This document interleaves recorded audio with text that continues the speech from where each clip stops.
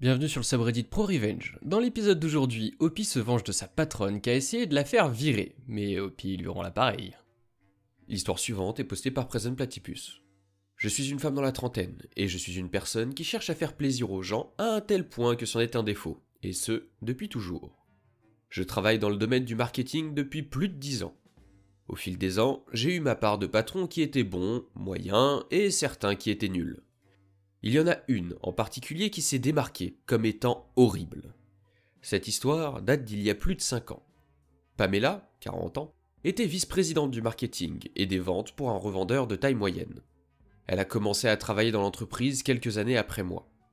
Et si les rumeurs sont vraies, elle était le 4e choix pour le poste et a simplement été embauchée pour que la société puisse apaiser ses actionnaires.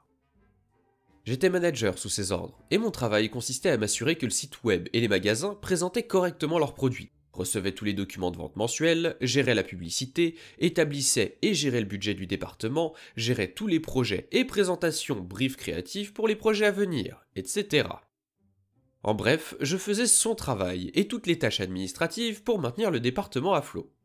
J'ai géré tout cela parce que j'avais accès à son mail et que j'ai souvent envoyé des mails en son nom pour que le service continue de fonctionner. Pamela passait le plus clair de son temps à se présenter après 10h du matin, à prendre des déjeuners d'affaires et à organiser des fêtes d'entreprise. Je ne sais même pas pourquoi nous faisions ces fêtes, mais je les organisais aussi. J'ai toujours demandé pourquoi elle dépensait une si grande partie de notre budget pour ces événements, alors que nous n'avions pas les ressources budgétaires pour tout cela. Pamela m'a dit de prendre sur les budgets des mois à venir pour payer les dépenses excessives du mois en cours. Ainsi, au début de chaque mois, j'avais un budget original, et à la fin du mois, je devais rendre un budget édité. Édité sous la direction de Pamela, qui donnait l'impression que les dépenses de Pamela étaient sous contrôle. C'est important pour la suite. J'ai certainement fait des erreurs ici et là, en étant responsable de tant de tâches, et je me suis constamment retrouvé à faire des journées de 12 heures, réparties entre le bureau et le travail, après que mon enfant soit allé au lit. Le week-end, je travaillais aussi, avant le réveil de ma famille et après qu'elle se soit couchée. Pendant la première grande période de vacances que Pamela a gérée, les ventes n'étaient pas au rendez-vous. Pamela n'arrêtait pas de changer d'avis sur les visuels des magasins, faisait appel à de nouvelles agences de publicité et de relations publiques pour augmenter les ventes. Toutes ces agences étaient composées de ses amis proches. Et elle ignorait les promotions prévues par nos équipes d'achat et de marchandises, au profit de ses propres meilleures promotions. À cette époque, je souffrais d'une infection qui s'est transformée en septicémie et j'ai été hospitalisé. Le médecin et mon mari m'ont dit que c'était dû au stress du travail et que j'avais besoin de faire une pause. En me rétablissant, j'ai réalisé à quel point je me faisais du mal à moi-même, à ma famille et même à l'entreprise pour laquelle je travaillais. Finalement, mes vieilles habitudes m'ont rattrapé et j'ai pris mon téléphone et vérifié mes mails et ceux de mon patron. Ce que j'ai trouvé m'a mis hors de moi. Tout d'abord, j'ai reçu un joli bouquet de fleurs de la part de la direction générale qui me souhaitait de bonnes choses. Et je savais que Pamela avait organisé la livraison. Elle m'avait envoyé ses fleurs préférées. En haut de sa boîte de réception des 3 derniers jours se trouvaient des mails qui n'avaient manifestement rien à voir avec les affaires. Ce que j'ai trouvé dans ces mails, c'est que Pamela envoyait des mails à ses amis pour se plaindre du fait que je ne pouvais pas me débarrasser d'une septicémie et de retourner au travail. Elle s'est également plainte de ne pouvoir trouver aucune de mes notes, feuilles de calcul ou documents pour le travail dont elle était techniquement responsable. Ils étaient sur notre disque dur commun et étiquetés très clairement. Enfin, j'ai trouvé un mail dans lequel elle demandait à une amie d'une entreprise précédente des conseils sur la façon d'augmenter les ventes et de sauver son emploi. Dans ce long fil de discussion, cette ancienne collègue demandait s'il y avait quelqu'un qui gérait la plus grande partie du travail. Et bien sûr, Pamela a répondu que c'était moi. Cette collègue a expliqué que c'était clairement ma mauvaise gestion qui causait des problèmes et que je pourrais être blâmé si les ventes ne s'amélioraient pas d'ici la fin de la saison. Pamela a mentionné que j'étais à l'hôpital et a répété les commentaires de son autre chaîne de mail. Cette personne a dit qu'elle ne pouvait pas me renvoyer directement parce que cela pourrait ressembler à des représailles parce que j'avais besoin de prendre un congé médical d'urgence.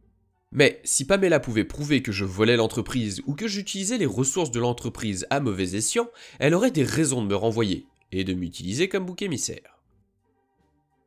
À mon retour, Pamela m'a convoqué dans son bureau et m'a dit qu'elle était inquiète que j'en fasse trop, et qu'elle voudrait me décharger de certaines tâches. Elle m'a annoncé qu'elle me débarrassait de la gestion du budget du département. Elle m'a demandé de ne déposer qu'une petite pile de factures à la comptabilité. De plus, Pamela m'a dit que je ne devais en aucun cas parler à la comptabilité de quoi que ce soit concernant les budgets. Et aussi, si j'avais des inquiétudes concernant le service ou la charge de travail, je n'avais pas le droit de m'adresser au RH. Je devrais en discuter directement avec Pamela. Oh oui, je voyais bien où cela allait nous mener. Malheureusement pour Pamela, j'avais établi une relation avec Loïs, la cinquantaine, qui était notre comptable principal. Loïs a toujours dit qu'elle ferait tout ce qui est en son pouvoir pour m'aider si je le lui demandais. Sachant cela, j'ai pris la pile de factures sur le bureau de Pamela pour la donner à la comptabilité.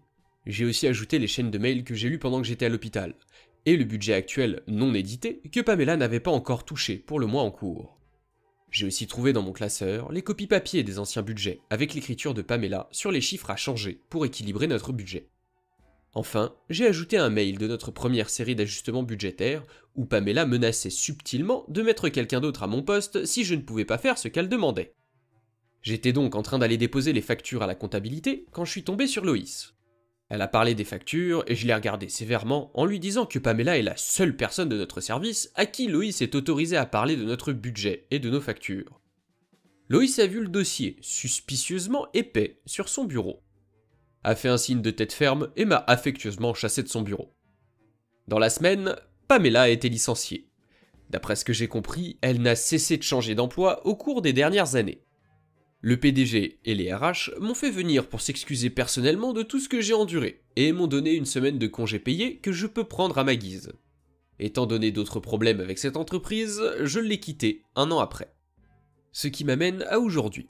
Je suis à nouveau directrice des ventes et du marketing. J'ai un patron merveilleux, Mike, un homme dans la quarantaine, qui me fait confiance dans mes décisions concernant les affaires et qui me soutient dans presque tous les domaines. Nous sommes en train d'embaucher mon équipe pour que je sois la seule à la gérer et à la diriger. Aujourd'hui, j'ai regardé les candidats, et j'ai trouvé le CV de Pamela parmi des dizaines d'autres. J'ai fixé son nom, me demandant combien d'autres personnes portaient le même nom qu'elle. Après vérification, oui, c'est bien elle. Elle a définitivement dégringolé les échelons de l'entreprise, le titre de vice-présidente de notre ancienne société étant le plus élevé qu'elle ait obtenu. Et, sans surprise, elle a enjolivé ses réalisations, revendiquant le travail que je gérais comme étant le sien, et prétendant avoir généré une croissance des ventes de 87% pendant la période des fêtes dans notre ancienne entreprise. En tant que personne qui aime faire plaisir aux gens et qui croit fermement qu'il faut donner une chance à tout le monde, je n'ai jamais été aussi satisfaite de cliquer sur « Disqualifier ». Est-ce que je suis le seul à avoir l'impression que tu faisais le boulot de deux personnes ? Parce qu'en fait, j'ai l'impression qu'elle te donnait tout le travail qu'elle avait à faire, et qu'ensuite, elle disait que c'était elle qui l'avait fait. C'est bien d'être gentil et de vouloir faire plaisir aux gens, je suis un peu comme ça aussi. Mais faut pas se mettre à faire le travail des autres pour autant. Quand c'est une fois pour dépanner, pour lui filer un coup de main, et en général c'est à charge de revanche. Mais là c'était clairement genre fais mon travail à ma place, et bah moi je collecte mon chèque alors que c'est toi qui bosses. C'est pas méga ouf. En tout cas, sympa l'histoire, et surtout content que tu sois en train de travailler dans un endroit qui te plaise. L'histoire suivante est postée par Blue Tuesday. En gros, j'ai emménagé dans un appartement de 2 chambres, il y a 2 mois, avec Sarah et Jessica. Sarah est sur le bail, Jessica est la petite amie de Sarah, et n'est pas sur le bail. Je paye 50%, Sarah paie 25%, et Jessica paie 25% du loyer. Ce n'est pas ma situation idéale, mais je cherchais désespérément des colocataires à l'époque. Avance rapide de 2 mois. Ce sont d'énormes feignasses qui ne font jamais rien, alors je nettoie derrière eux tout le temps. Je passe l'aspirateur dans le salon, je passe la serpillière dans la cuisine, je fais la vaisselle, etc. Je fais la plupart des courses, nourriture et commodités, comme le papier toilette, qu'elles consomment toutes les deux très rapidement. Sarah a un chat dans l'appartement, ce qui n'est pas autorisé, et a régulièrement un chien, ce qui n'est pas autorisé non plus. Le loyer est payé en retard, et les charges au dernier moment. De plus, les filles fument de grandes quantités d'herbe et bien que je m'en moque, je leur ai demandé d'être assez respectueuses pour aérer l'appartement et garder la fumée hors de ma chambre. La semaine dernière, les choses ont mal tourné. Sarah et Jessica m'ont entendu râler parce que je devais nettoyer après elles. Et après m'avoir ignoré pendant quelques jours, elles m'ont envoyé un long message pour me dire qu'elles trouvaient cela impoli, etc. Alors, j'ai laissé sortir tout ce qui me dérangeait, et je leur ai dit que si elles ne voulaient pas vivre avec moi, je les libérerais volontiers du bail. Je rembourserais la caution et elles pourraient partir. Cela les fait paniquer et elles me disent « C'est 2 contre 1, nous allons te forcer à déménager ». Oh que non. Je les ai bloqués sur toutes les formes de réseaux sociaux et moyens de communication. Le lendemain, je suis allé voir les gérants de l'appartement et j'ai signalé les 2 animaux interdits et l'occupante qui n'est pas sur le bail. Un rappel des règles du bail leur a été donné. Sarah et Jessica l'ont jeté directement à la poubelle. Je reviens d'un séjour de 4 jours chez mon père et je vais directement signaler l'occupante qui n'est pas sur le bail, Jessica, à qui on a déjà demandé une fois de partir, et les 2 animaux non autorisés qui étaient censés être partis depuis longtemps. À ce stade, Sarah et Jessica commencent à s'énerver. Jessica me hurle des obscénités à chaque fois que j'entre ou que je sors de ma chambre. 2 fois, elle a passé une demi-heure à marteler ma porte et les murs de ma chambre. Elle me nargue à travers la porte pour essayer de me faire ouvrir. Tout cela est enregistré discrètement sur mon téléphone, alors que je n'ai toujours pas dit un mot. Hier, je suis retourné au bureau pour finaliser la location de mon nouvel appartement et pour signaler d'autres violations. Quand je suis rentré à la maison, la porte était verrouillée et je n'avais aucun moyen d'entrer. C'est ce que j'attendais. Jessica me nargue à nouveau, sur la vidéo, et m'enlève mon chapeau de la tête en me frappant le front avec le dos de la main. Bingo. La vengeance. J'appelle les flics, je dénonce Sarah et Jessica comme étant des drogués. Je fais confisquer tout leur attirail et j'obtiens un rapport de police pour coups et blessures. Lundi, je serai en route vers le bureau du procureur pour porter plainte. Les gérants des appartements recevront également une copie de ce rapport. De plus, demain est le dernier jour pour payer le loyer avant qu'il ne soit trop tard. Sarah et Jessica ont disparu tôt ce matin. S'ils ne paient pas le loyer, je vais leur faire appliquer la clause d'abandon, les faire expulser et faire changer les serrures. Tout ça avant que je ne déménage demain. C'est 2 contre 1 ? Repensez-y. Jolie vengeance, Sophie. Ça, c'est le genre de colocataire que personne n'a envie d'avoir, et le fait que t'aies réussi à les mettre à la porte, ça fait plaisir. Enfin bon, si la vidéo vous a plu, pensez à laisser un like et à la partager, sans oublier de vous abonner si c'est pas déjà fait, et d'activer la cloche pour pas rater les prochaines. N'hésitez pas à poster vos histoires ou ce que vous en avez pensé dans les commentaires. C'était le Compteur, on se retrouve bientôt pour de nouvelles histoires.